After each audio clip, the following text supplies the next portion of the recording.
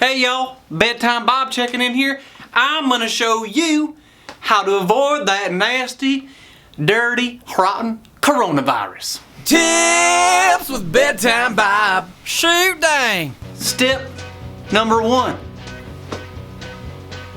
Stay hydrated. That's an easy one for me. Shoot dang. Step number 2. Get your booster shot. Woo! Step number 3. Wash your hands and keep them out of your nose. Keep the little piggies out your nose, okay? Dadgum. Step number 4. Stay away from people. But really, y'all need not worry about that darn thing. You can't even see it. Shoot dang.